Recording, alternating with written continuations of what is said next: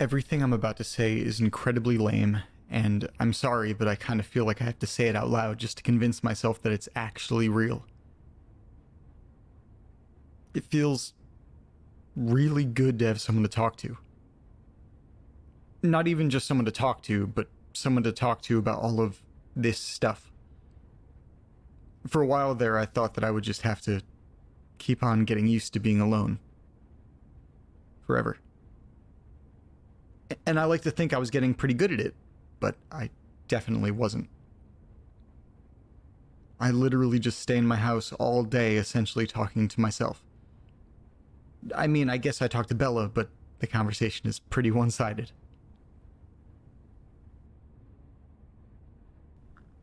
Alright, well, to the surprise of nobody, I don't really have anything going on today. I know, super duper weird.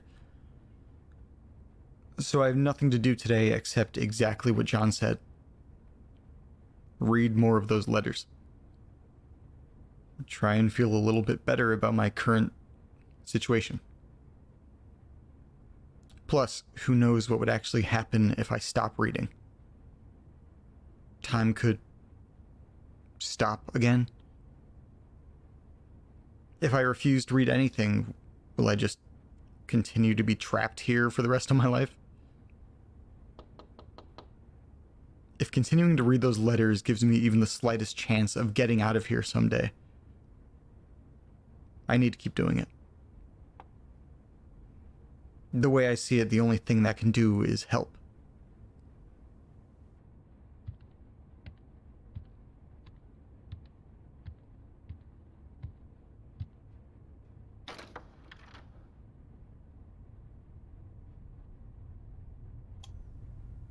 Huh. The light is out again.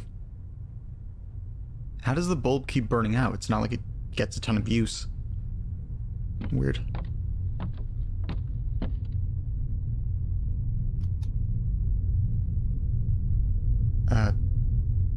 This is pretty odd. Even with my phone's flashlight, it seems darker than usual. Like my light isn't reaching as far as it usually does.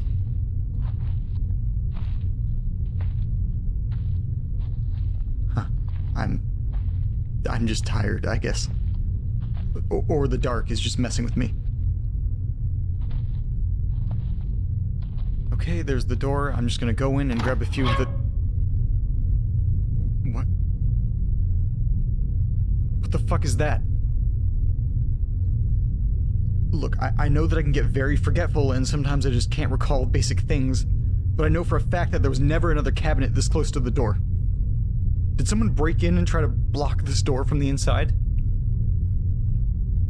Come on, Nate, think. If someone broke into your basement and tried to block it from the inside, then that would mean they're still in the room. Hey, I'm armed. If you're in that room, get the fuck out. There's nobody else here. But something is different in here. I've never actually sat down and counted exactly how many of these cabinets are down here before, but there definitely appears to be more than there were last time. All of the cabinets that I do remember are all in the same spots that I left them, but the two cabinets here on the left, they appear to be brand spanking new. Well, new to me. They look old as shit. They're all dirty and rusted over. How did they get down here?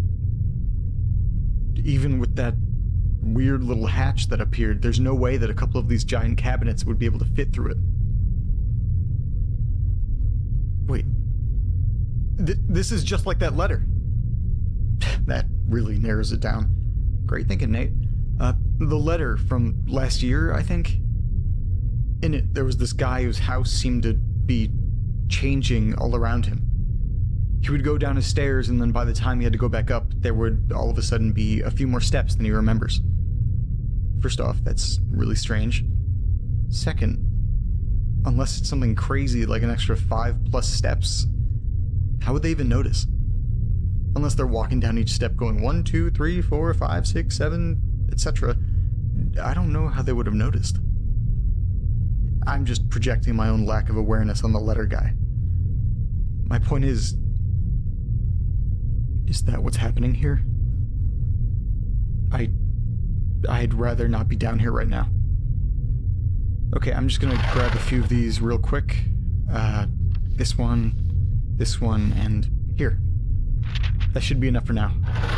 Back upstairs.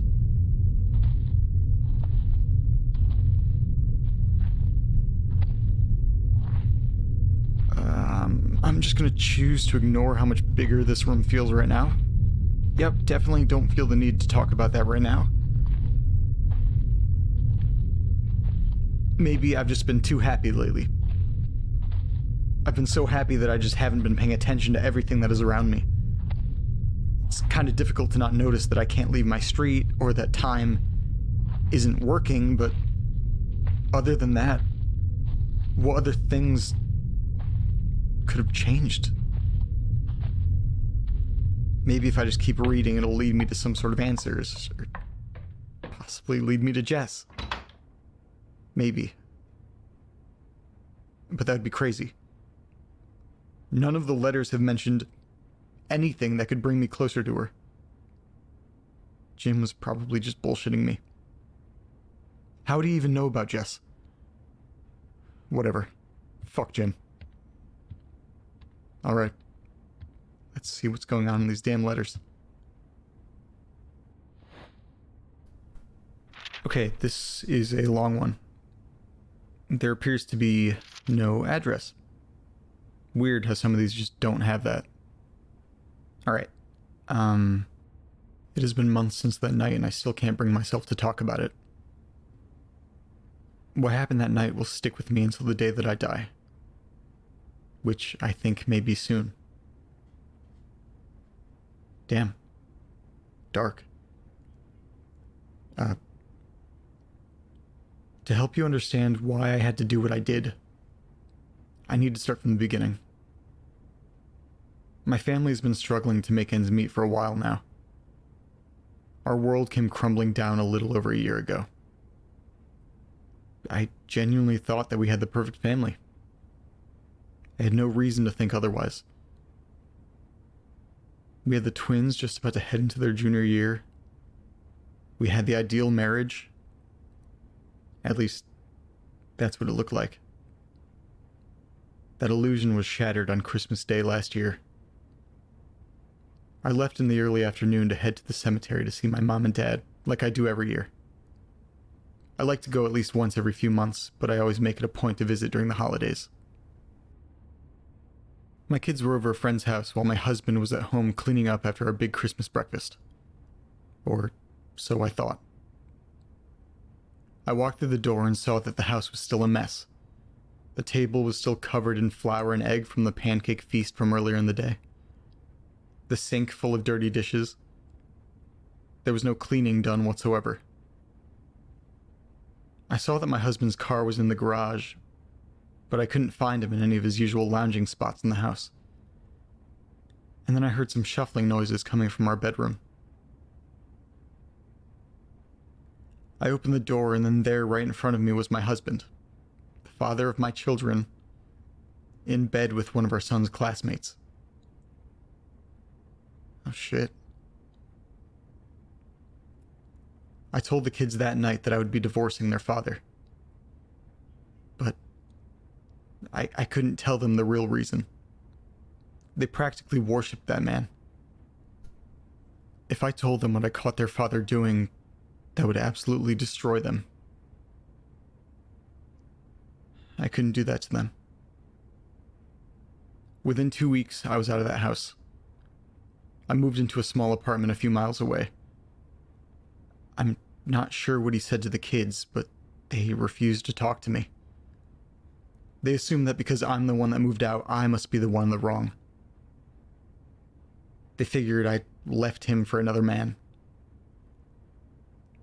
I'm ashamed to admit, but this drastic life change losing my family, my house. It put me in a little bit of a depression, and I used alcohol to deal with it. I began drinking to the point of being sick, and I ended up missing many shifts at work. I was a midwife at the local hospital. Because of all of the missed work, I ended up losing my job, which led me to an even deeper depression, which my wonderful husband weaponized and used against me in court. He got everything in the divorce. The house, full custody of the kids, everything. He is the one that cheated, and I am the one that has to pay for it.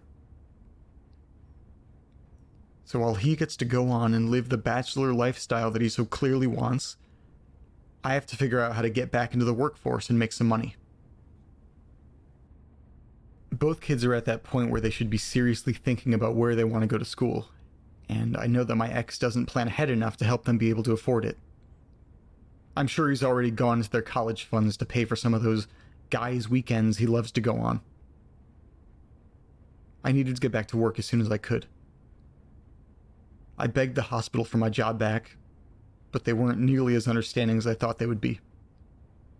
They refused to even consider the possibility of bringing me back. Helping women bring new life into this world is what I was put on this earth to do.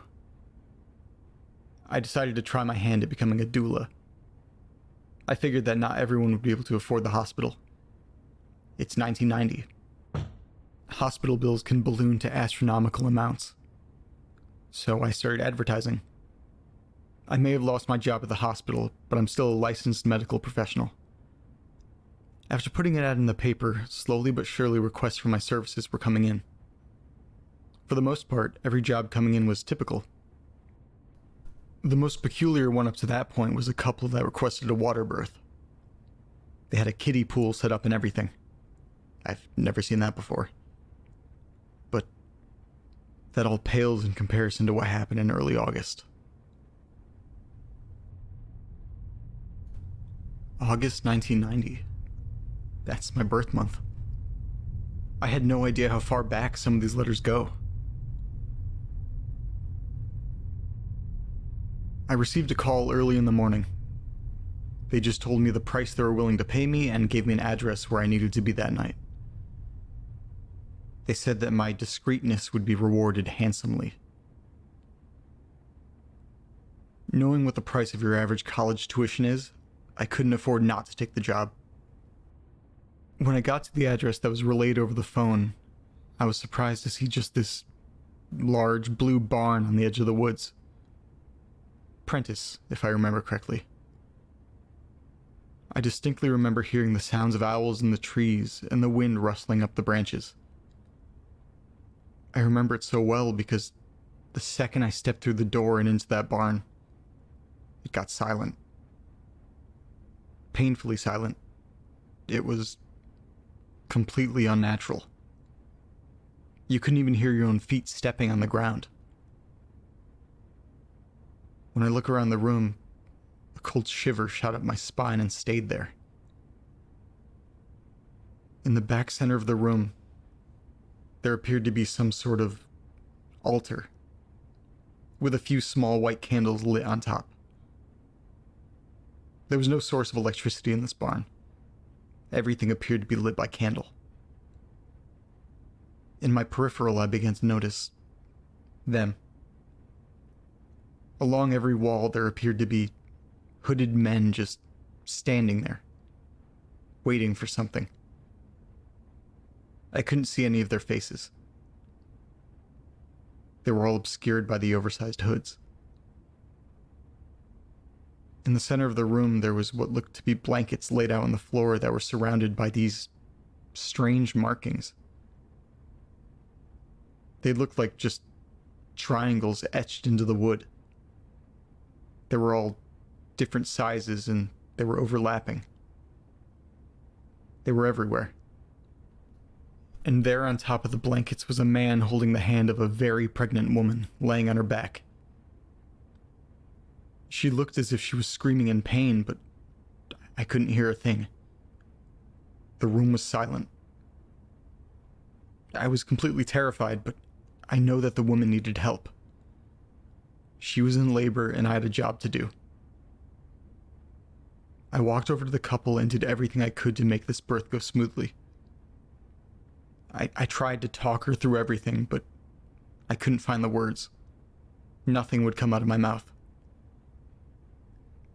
I didn't understand what was going on, but I persisted.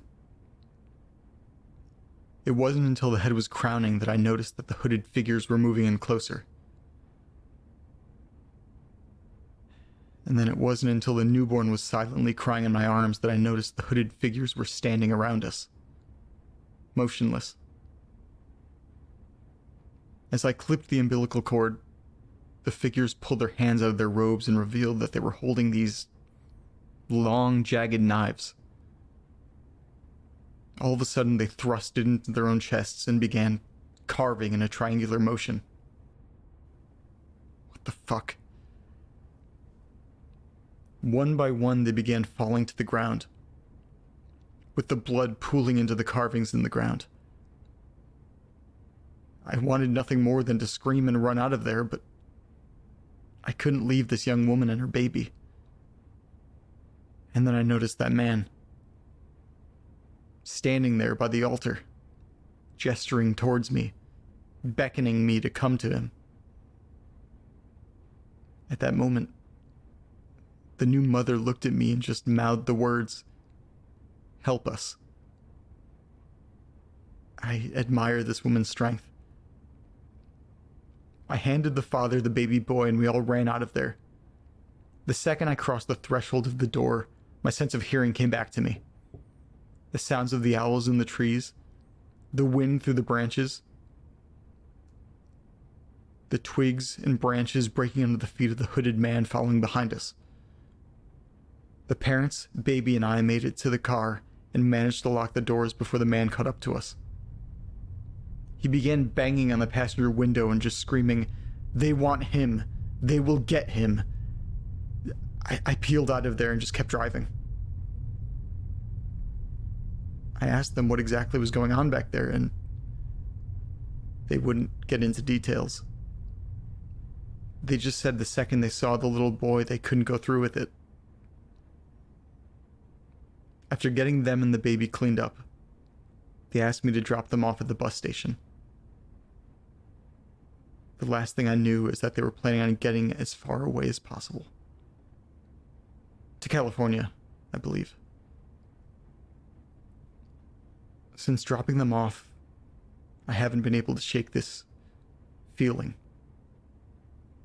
Like people are watching me. All over town, I can just feel people giving me these awful looks. And just this morning, I found a note nailed to my apartment door, and it appeared to be written in blood.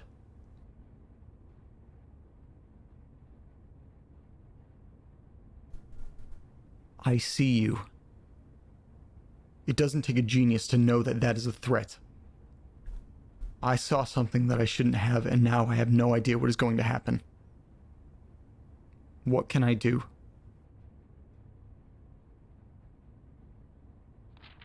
Jesus Christ. What kind of ritualistic shit is that? The parents said they couldn't go through with it. What exactly were they going to do? And the woman that wrote this?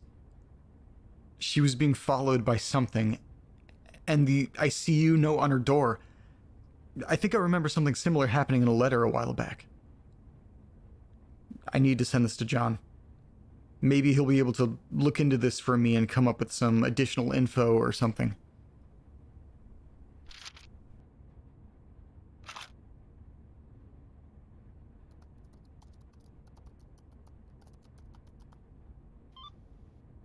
Alright, let's open this next one. What the fuck is that?